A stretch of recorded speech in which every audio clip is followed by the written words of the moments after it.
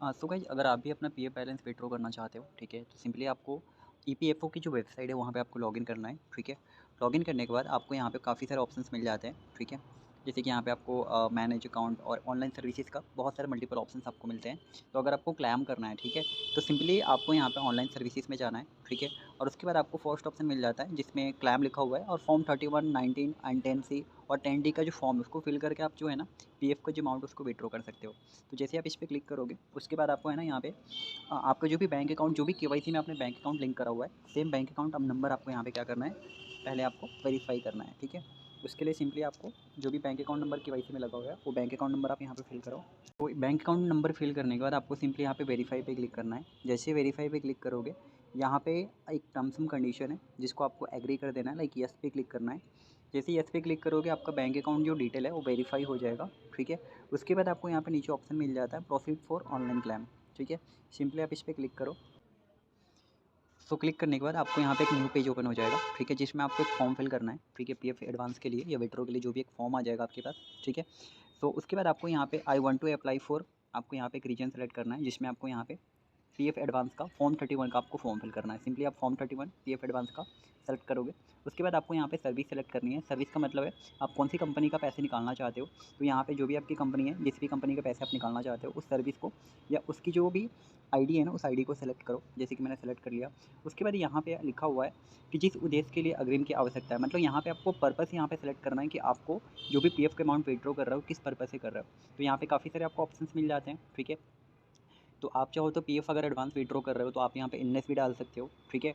और इसके अलावा भी काफ़ी सारे यहाँ पे ऑप्शंस होते हैं, ठीक है। आप चाहो तो परचेस ऑफ यहाँ पे हाउस का भी डाल सकते हो, ठीक है, जो भी यहाँ पे कंस्ट्रक्शंस के लिए भी आप विड्रॉ कर सकते हो। बट मोस्ट ऑफ केसेस में आप इलनेस का डाल के निकाल सकते हो, ठीक है। तो इलनेस का इससे पहले ही मैंने ऑलरेडी इलनेस का क्लेम करा हुआ था, तो यहाँ पे मैं यहाँ पे कुछ और सेलेक्ट करूँगा। आप चाहो तो इलनेस सेलेक्ट कर सकते हो, इलनेस में भी बहुत ईजिली आपको अप्रूवल मिल जाता है, ठीक है।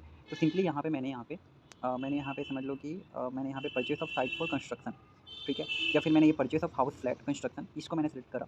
उसके बाद यहाँ पे आपको कितने पीएफ अमाउंट की रिक्वायरमेंट है, तो आप पीएफ का अमाउंट कैसे चेक करते हैं उसका ऑलरेडी मैंने वीडियो यूट्यूब पर डाला हुआ है, ठीक है। अगर आपको नहीं पता है तो आप एक बार वो वीडियो देख सकते हो, ठीक है, कि आपका एग्जैक्ट अमाउंट है कितना पीएफ में, ठीक है। तो यहाँ पे मैंने ऑलरेडी चेक कर लिया हुआ है, ठीक है, और मुझे यहाँ पे रिक्वायरमेंट है 25,000 की। तो मैंने यहाँ पे 25,000 फिल कर दिया, ठीक है।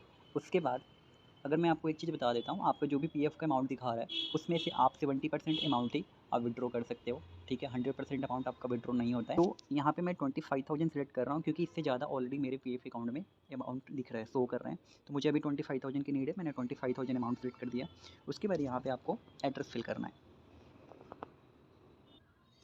सो गाइस ये आपको जो भी आपका आधार कार्ड में एड्रेस है वो सेम एड्रेस आपको फिल करना है। सो ये सारी जो डिटेल है आपको फिल करने के बाद जैसे कि आपने एड्रेस फिल कर लिया, अब एड्रेस फिल करने के बाद है ना आपको यहाँ पे एक ऑप्शन आ जाएगा upload scan copy of cheque. मतलब यहाँ पे आपको क्या करना है, आपका जो भी केवाईसी में जो भी आपका बैंक अकाउंट लगा हुआ है उसका आपको या तो आपको यहाँ पे चेकबुक, आपको चाहो तो चेकबुक की फ़ोटो भी डाल सकते हो या आप चाहो तो पासबुक की फ़ोटो भी डाल सकते हो। तो सिंपली आपको यहाँ पे चूज फाइल पे क्लिक करना है। सो गाइज आप यहाँ पे गैलरी में से, ठीक है, आप चाहो तो पीएनजी भी डाल सकते हो और आप चाहो तो नॉर्मल इमेज भी डाल सकते हो जिसमें आपका IFSC code, bank account holder name और बैंक अकाउंट नंबर जो है ना क्लियरली दिखना चाहिए, ठीक है। तो मैंने यहाँ पे अपलोड कर दिया हुआ है, यहाँ पे मैं व्यू करूँगा तो शो भी करेगा, ठीक है। तो यहाँ पे मैंने अपलोड कर दिया है। अब मुझे यहाँ पे क्या करना है, सिंपली यहाँ पे एक लास्ट में आपको एक ऑप्शन मिलता है, ठीक है। इस बॉक्स को आपको टिक मार्क करना है। उसके बाद आपके आधार कार्ड से के साथ जो भी नंबर लिंक होगा उस पे एक आधार ओटीपी जाएगा, सिंपली उस पर क्लिक करो। सो आपके आधार कार्ड के साथ जो भी रजिस्टर्ड नंबर होगा उस पर एक ओटीपी जाएगा। ओटीपी आपको यहाँ पे सबमिट करना है, जैसे कि मैंने यहाँ पे ओटीपी सबमिट कर दिया है, ठीक है। उसके बाद यहाँ पे वैलिडेट ओटीपी और सबमिट क्लेम फॉर्म का ऑप्शन होगा, सिंपली इस पर क्लिक करो।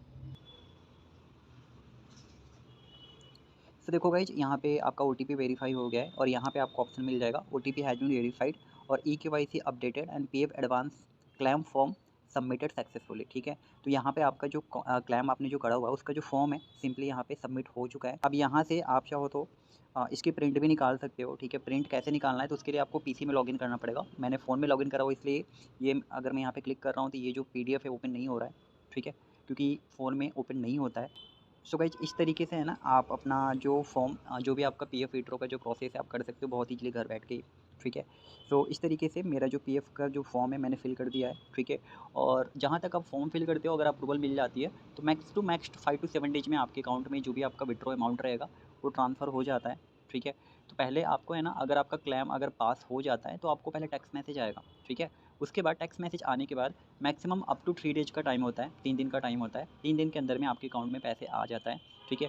और ये जो आपको प्रोसेस है ना, वो आपको पता चल जाएगा जब आप अप्लाई करोगे, फॉर्म सबमिट करोगे, तो मे बी 2 से 3 दिन में आपको ये पता चलेगा कि आपका जो क्लेम है रिजेक्ट तो नहीं हुआ है, ठीक है। अगर रिजेक्ट होगा उसका भी आपको टैक्स आ जाएगा, और अगर वो आपका अप्रूव्ड हो जाता है तो आपको टैक्स आने के बाद 3 दिन में आपके 3 दिन के अंदर में आपके अकाउंट में पैसे आ जाएंगे, ठीक है। सो ये बस सेम प्रोसेस है। इस तरीके से आप अपना पीएफ का जो विड्रॉ का जो प्रोसेस है आप कर सकते हो घर बैठे-बैठे। बाकी thank you so much guys. अगर आपको ये वीडियो अच्छी लगी हो तो ज़रूर इस वीडियो को अपने दोस्तों के साथ शेयर करना, ताकि उनकी एक हेल्प हो सके, ठीक है।